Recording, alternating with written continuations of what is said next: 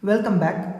In this session, we are going to solve another interesting DSA problem which is titled as longest substring without repeating characters.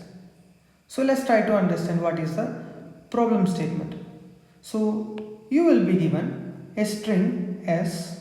Okay, let me take an example as A B C A B C B B. I have to identify what could be the longest substring and I have to count the characters inside that longest substrings without repeating characters. So as you can see, if I start from A at the initial point, A, B, C, E, A. This A I could not take because it's already repeated here. So A, B, C is one of the substrings I have observed. And let me start from the B. B, C, A, B. This B I cannot take. So BC is another, BCA is another substring I have identified without repeating characters. Like that, I have to find the substring that does not repeat characters. And out of that, I have to identify which is the lengthiest one and I have to return the characters in that lengthiest substring.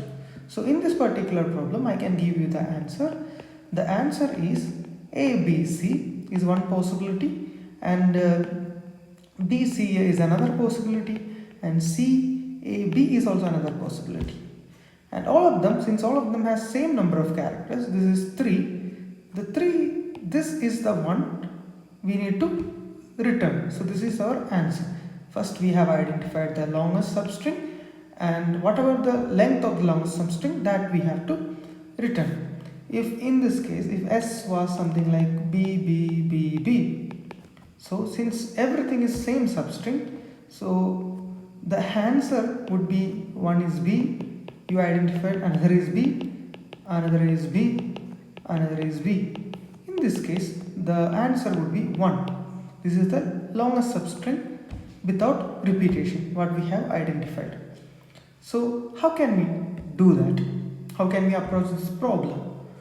One of the approach, the brute force approach, is to generate all the substring and see whether that substring is getting repeated character or not. So if you start from, like if you fix a pointer at here, fix another pointer J at here, then move J, then after once it's done, then fix the pointer I, then fix the pointer J, then move again. Like that you can do using a 2-pointer approach. You can generate all the substring. Let's code that like brute force solution. Let's try to understand the brute force solution.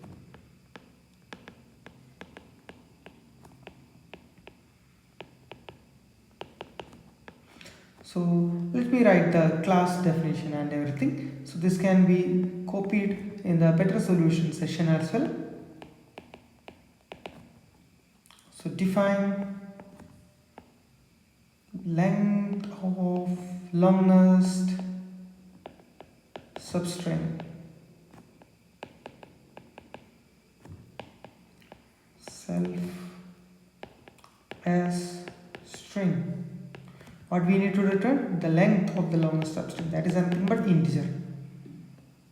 And let's get some crucial information. One is length of the string. Okay, and I'm going to use a variable best to count the length of the longest substring. Now let me iterate through. For I in a range of n, and here basically I have fixed a pointer I here, and I will also fix a pointer j at the same location, and I will see whether I am going to see the s of j already seen it or not. So in this position I just need a hash set. So for that I am using seen equal to set. Now I am going to fix the another pointer j in a range of starting from I to n, and I will ask if s of j in seen, whether we have already seen it or not. And how, there is a question, let's keep this particular location to be filled later. If we have not seen it, we should have added it in the scene. So that's what we can do. Scene dot add s of j. If we had added it, we would have seen it. We would have seen it. That means it is getting repeated. If it's get repeated, we don't need to go forward. We can break that for loop there itself. So that's what we need to write. Break. This type of problem technique we have already seen. And once we have added, we should always check or update the length of the substring. That is, the best is the variable name we have used here. So we have to update whether there is scope of updation or not. So maximum between the existing best and j minus I plus 1. This is how we measure the length of the substring, even if it's an intermediate substring. Plus 1 is because zeroth based indices. And once this is done, we just need to simply return the best. So that's a brute force solution. So the question is, what is the time complexity? As you can see, there is a repeated for loops here. This is causing the time complexity to be order of n square. And what is the space complexity? There is a hash set used that will utilize an order of n space for this problem. That is the time and space complexity. And the question is there a better way to solve this particular problem? Yes, there is a better way. We can use the concept of sliding window and hash maps. So to solve, let me copy the class definition and all, and we can use it in the better solution session. So this is the better solution using sliding window. So let's copy that here. Yes. What we have to do here, let me take some minute to explain what we are going to see. So if a variable something like a, b, c, d, a is here and one pointer will be in the left side, we will be fixing one pointer and a variable called result initially set to 0 will be there, and another pointer r will start from the 0th indexes and we will try to move to the right.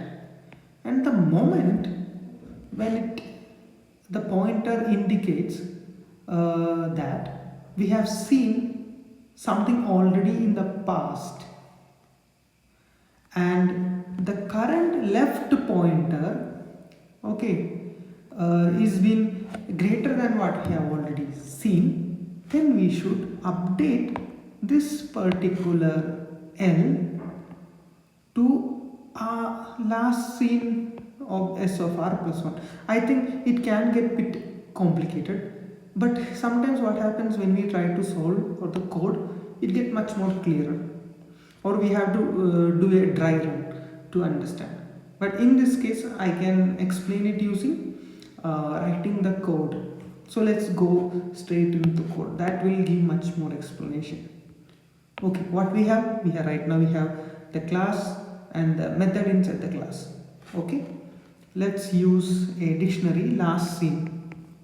This is to track when we have seen a particular character lastly in what indices. So this is nothing but to map character to the last index where we have seen.